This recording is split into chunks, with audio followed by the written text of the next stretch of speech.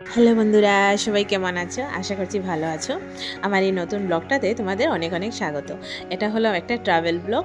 আমরা একটু বেরিয়েছিলাম ঘুরতে, শিলচর থেকে একটু বাইরে। একটা ছোট্ট ট্রিপ প্ল্যান করেছিলাম, হাফলং অ্যান্ড মাইবং। তো সেখানে আমরা অনেক কিছুই দেখেছি। 2 দিন ছিলাম আমরা সেখানে, 3 দিন ছিলাম। তো চলো তোমাদেরকে একটু ঝটপট দেখিয়ে দিই।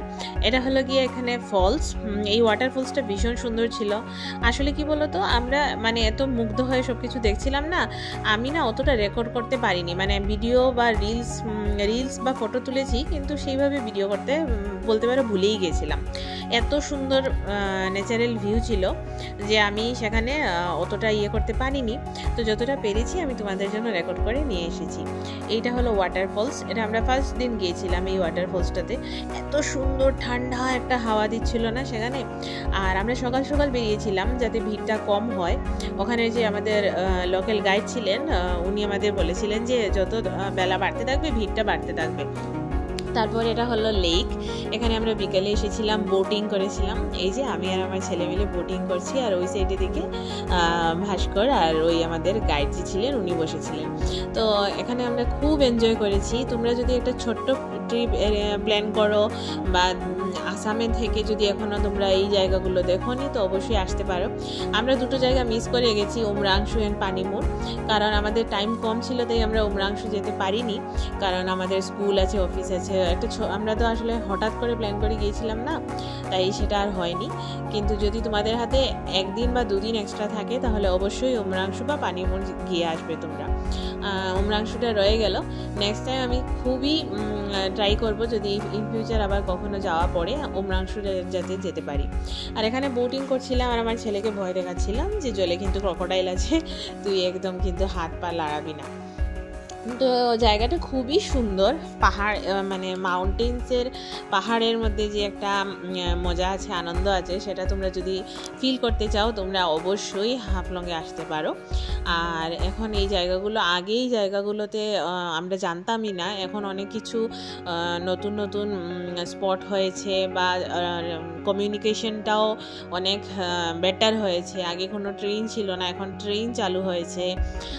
স্পেশাল ভিস্তাডোম টুরিস্ট এক্সপ্রেস দেওয়া হয়েছে। তো সব মিলিয়ে একটা জমজমাট ব্যাপার। আসামে থেকে উমরাংশু, পানিমুর, হাফলং, মাইবং এই জায়গাগুলো যদি না দেখা যায়, তাহলে সত্যি মানে কিছু বলার নেই। আমরা এই দিন হাফলংয়ে ঘুরেছিলাম, তারপরের দিন গিয়েছিলাম মাইবং। আরও একটা দিন যদি সময় হাতে থাকতো, তাহলে আমরা উমরাংশু অবশ্যই যেতাম। কিন্তু আমরা আগে থেকে টিকিট কেটে গিয়েছিলাম, তাই আর যাওয়া হয়নি। এটা হলো মাইবং। আমি একটা ভিডিওর মধ্যেই সব কিছু তোমাদেরকে দেখিয়ে দিচ্ছি, কারণ বললাম না সেইভাবে ভিডিও করা হয়ে ওঠেনি। এই দিন আমরা এসেছিলাম মাইবং স্টোন হাউস অ্যান্ড মিউজিয়ামে। এটা হলো স্টোন হাউসে যাওয়ার রাস্তাটা। আমরা দুটো রাস্তা আছে, ওই যে দেখলে না ট্রেন গেল, এর পেছন দিকে আরেকটা রাস্তা আছে, সেদিকেও আসা যায়। আর এটা হলো হ্যাঙ্গিং ব্রিজ।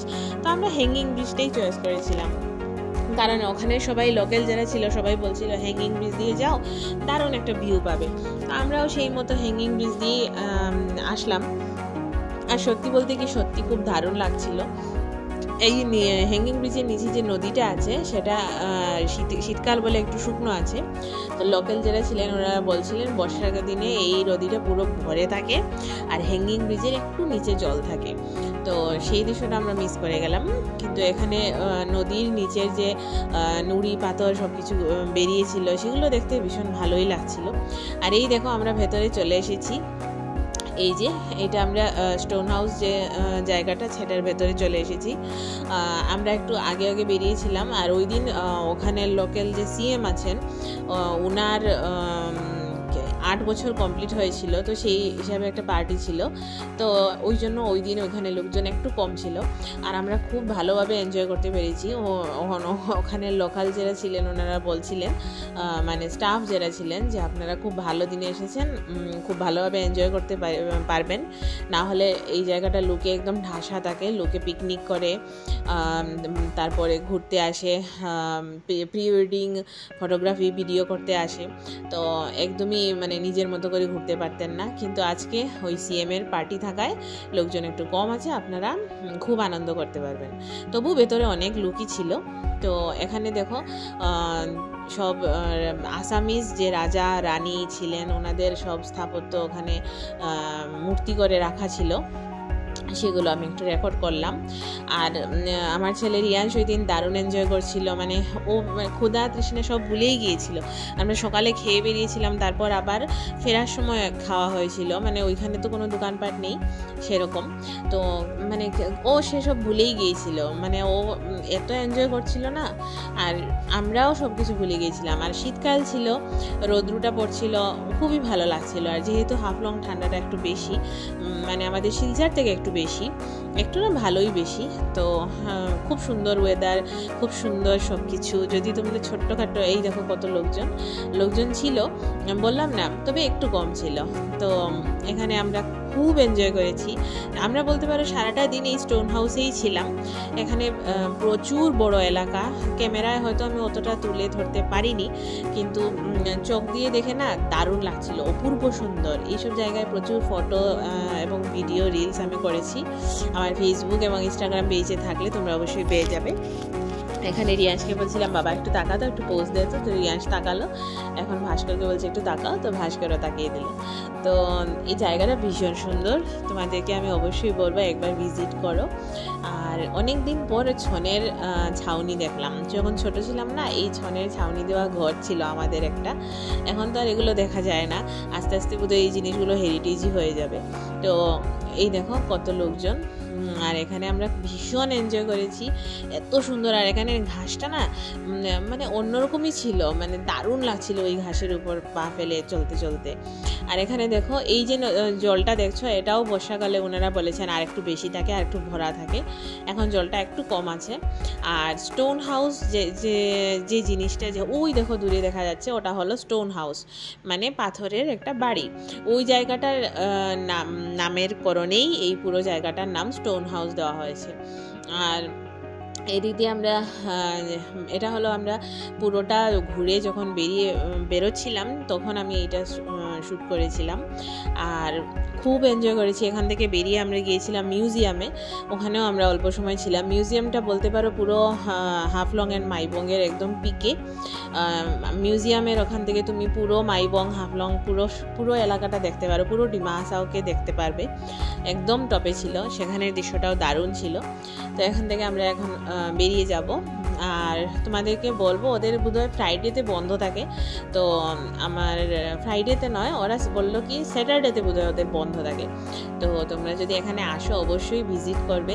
আর এই দেখো এখানে কিছু পাখি দেখতে পেলাম। আজকাল এই পাখিদেরকে দেখা যায় না, শহরের পলিউশনে এরা কোথায় জানি হারিয়ে গেছে। এই সুন্দর প্রকৃতির মধ্যে এসে আমি কিছু কবুতর, কিছু পাখি, এদেরকেও দেখলাম। তো দারুণ একটা অনুভূতি। আমরা যখন বেরোচ্ছিলাম তখন আরও অনেক মানুষ গিয়ে ঢুকছিল। তো জায়গাটা না এত সুন্দর, বেরোবার মন করছিল না, কিন্তু এটা হাফলং থেকে বেশ দূরে ছিল। তো আমি বললাম এখন বেরিয়ে যেতে হবে, না হলে আমাদের হোটেল ফিরতে ফিরতে অনেক দেরি হয়ে যাবে। আর ওখানে তো সন্ধ্যা 7টার পরে বলতে পারো সব কিছু আস্তে আস্তে ক্লোজ হয়ে যায়। তো এই জন্য আমরা একটু তাড়াহুড়ো করে বেরিয়েছিলাম। আর এখানে দেখো সেই রাস্তাটা, সেই যে আমরা হ্যাঙ্গিং ব্রিজ দিয়ে রাস্তা করে আসলাম, সেই এই রাস্তাটা দিয়ে আমরা গিয়ে আবার হ্যাঙ্গিং ব্রিজে উঠবো। আর হ্যাঙ্গিং ব্রিজ থেকে তারপর গাড়ি করে যাব ওই মিউজিয়ামটাতে। ওই দিন আমরা ওই দুটো প্লেসই বলতে পারো ভিজিট করেছিলাম, আর কিছু ছোটোখাটো প্লেস ভিজিট করেছিলাম, এগুলো আর রেকর্ড করা হয়নি। আর ওই দেখো হ্যাঙ্গিং ব্রিজটা দূরে দেখা যাচ্ছে। আর আমি অবশ্যই বলবো তোমরা বর্ষাকালে কিন্তু আসবে না, বর্ষাকালে এই রাস্তাগুলো একটু ডেঞ্জারাস হয়ে যায়, কারণ নদীর জলটা বেড়ে যায়। অবশ্যই শীতকালে আসবে, এই সময়টাতে আসবে, বর্ষাটা শুরু হওয়ার আগে, তাহলে গরমটা কম থাকবে, ভালোভাবে এনজয় করতে পারবে, আর নদীর জলটাও কম থাকবে। আর অবশ্যই কিন্তু তোমরা একটা গাড়ি নিয়ে আসবে, কারণ লোকেশনটা একটু ভেতরে আছে, গাড়ি ছাড়া আসতে পারবে না, একটা প্রাইভেট গাড়ি লাগবে। তো আমরা ওখানে গিয়ে একটা গাড়ি বুক করে নিয়েছিলাম 2 দিনের জন্য, তোমরাও সেভাবেই করে নিও। আর মাইবং যারা এসেছো তারা জানো যে স্টোন হাউস অ্যান্ড এই হ্যাঙ্গিং ব্রিজ জিনিসটা কি। যারা এখনও আসোনি তারা না আসলে বুঝতে পারবে না, অবশ্যই একবার ভিজিট করবে। আর আমাদের এই 3টে দিন স্বপ্নের মতো কেটেছে। আসলে কি বলো তো, দূরে দূরে কাশ্মীর, গোয়া, দার্জিলিং, এগুলো তো মানে আমাদের ফার্স্ট চয়েসে থাকে। আমাদের কোনো আউটিং হলে বা ডেস্টিনেশন হলে আমরা প্রথম এগুলোই ভাবি, এগুলোতে সবাই যাইও, আমরাও যাব। মানে গিয়ে লাস্ট টাইম আমরা পুরী গিয়েছিলাম, বা এরকম মানে হুটহাট প্ল্যান করে তো আর এইসব জায়গায় যাওয়া যায় না। এইসব জায়গায় যেতে গেলে একটু আগে থেকে প্ল্যানিং করতে হয়। যেমন আমরা লাস্ট ইয়ার পুরী গিয়েছিলাম, খুব এনজয় করেছিলাম। তো এইবারও আমরা মানে হয়তো বা বছরের শেষের দিকে বা অন্য সময় যখন স্কুল ভ্যাকেশন থাকবে হয়তো বড় কোনো জায়গায় যাব, বড় প্ল্যান একটা কিছু করব আগে থেকে ভেবে নিয়ে। কিন্তু এই হুটহাট এক সপ্তাহ ছুটি আছে বা 2 দিন ছুটি আছে, সংক্রান্তির বন্ধ আছে, এই হুটহাট প্ল্যানের মধ্যে এত দূরে তো আর যাওয়া যাবে না। তাই আমরা এই জায়গাগুলোই বেছে নিয়েছিলাম। আর আসামে কাজিরাঙ্গা, উমরাংশু, পানিমুর, হাফলং, মাইবং এই জায়গাগুলো সত্যি দারুণ। মানে যারা আসামে আছো বা ত্রিপুরায় আছো তারা কিন্তু হুটহাট প্ল্যান করে এই জায়গাগুলো অবশ্যই দেখতে পারো। আর আমরাও ঠিক করেছি যে আর নেক্সট থেকে আমরা যদি এরকম হুটহাট কোনো প্ল্যান হয় তাহলে ধারে কাছের মধ্যে কোথাও যেতে হবে, তাহলে এই জায়গাগুলোই সিলেক্ট করব। আর দূরে কোথাও যাওয়ার হলে তো সে তো বেশ অন্য ব্যাপার, তখন তো টিকিট কাটতে হবে দূরে কোথাও যেতে গেলে, সে অন্য ব্যাপার। তো সবসময় যে কোনো ভালো যে কাশ্মীর গেলে বা কোনো ভালো জায়গায় গেলেই খুব আনন্দ করা যায় বা যত বেশি টাকা খরচ করা যায় তত বেশি আনন্দ করা যায়, সেটা ভুল কথা। টাকা দিয়ে কোনো দিন আনন্দ হয় না, আনন্দটা মন থেকে হয়। আর তোমার মন যদি খুশি থাকে তুমি যে কোনো জায়গায় গিয়েই আনন্দটা উপভোগ করতে পারবে, এটা আমার ধারণা। আর আমরা প্রত্যেকটা জায়গাতেই খুব এনজয় করি, হোক সেটা পুরী বা হোক সেটা মাইবং বা হাফলং। তো আমাদের এই বছরের 2025-এর এটা আমাদের ফার্স্ট ট্রিপ ছিল। সবে তো শুরু হলো, বেরোবো তো আরও নিশ্চয়ই। আর এই হ্যাঙ্গিং ব্রিজটায় কথা বলতে বলতে আবার চলে আসলাম। এখন এই ব্রিজ দিয়ে আমরা গিয়ে গাড়িতে উঠে যাব এবং গাড়ি করে ওই যে দূরে দেখছো আমাদের গাড়ি দাঁড়িয়ে আছে। আর তারপর যাব মিউজিয়ামটাতে যেতে যেতে আমাদের প্রায় মানে মিউজিয়াম থেকে বেরোতে সন্ধে হয়ে গিয়েছিল। কিন্তু এত সুন্দর ছিল জায়গাটা না, মানে কি বলবো, ওখানের ভেতরে ভিডিও করা অ্যালাউড ছিল না, তাই আমি মিউজিয়ামের ভেতরটা ভিডিও করতে পারিনি অবশ্যই। কিন্তু আমি যতটা পেরেছি ভিডিও করে দিয়ে এসেছি তোমাদের জন্য। আর ওখানে জানো তো ফ্রুটস খুব ভালো, মানে সবাই ভালোবাসে, ওখানে খুব ভালো ভালো ফ্রুটস পাওয়া যায়। এই যে আমি চলে এসেছি গাড়িতে, এবার গাড়িতে উঠবো। আর এই দেখো চলে এসেছি সেই মিউজিয়ামটাতে। এখানে হলো মিউজিয়ামের সামনের ভিউটা, বিশ্বাস করো আমি মোবাইলে অতটা ক্যাপচার করতে পারিনি, কিন্তু চোখে দেখে মনে হচ্ছিল আমি মানে বলতে পারো সবচেয়ে উঁচু একটা পাহাড়ের উপর দাঁড়িয়ে আছি। আর আমরা যেদিন এসেছিলাম এর 3-4 দিন আগে এই মিউজিয়ামটা ওপেনিং হয়েছে, তো সুন্দর করে ফুল টুল দিয়ে সাজানো ছিল। ভেতরে একদম মিউজিয়ামের ভেতরে ভিডিও করা অ্যালাউড ছিল না, তাই সেটা আমি করতে পারিনি। কিন্তু বাইরের দিকগুলো আমি ভালোভাবে একটু ঘুরেছি। এই দেখো এটা হলো মিউজিয়ামের সাইডের দিকটা, মানে পেছন না সাইডের দিকটা। এখানে রিয়াস খুব এনজয় করছিল, ও না এই নেচারের জিনিসগুলো খুব ভালোবাসে। মানে লোকজনের কোলাহল, গাড়ি ঘোড়া এগুলো তো সবসময় দেখা যায়, এই নেচারগুলো সবসময় দেখা যায় না। আর এই হলো ফ্রুটসগুলো, বলছিলাম না এখানে লোকে ফ্রুটস খুব ভালোবাসে। এই দেখো কত ফ্রুটস। আমার এই ভিডিওটা যদি তোমাদের ভালো লাগে অবশ্যই একটা লাইক আর কমেন্ট করে দিয়ে যাবে। আমার চ্যানেলটাকে সাবস্ক্রাইব করতে ভুলবে না কিন্তু। আর যারা ফেসবুক থেকে দেখছো আমার পেজটাকে অবশ্যই ফলো করে নেবে। আজকের এই ভিডিওটা তোমাদের কেমন লাগলো অবশ্যই বলে যাবে। আর এখানে আমি 20 টাকার বড়ই নিয়েছিলাম, তোমরা এই ফলটাকে কি বলো অবশ্যই বলবে। আর আমি ওনাকে রিকোয়েস্ট করাই, উনি আমাকে আরও 2-3টা এক্সট্রাও দিয়ে দিলেন।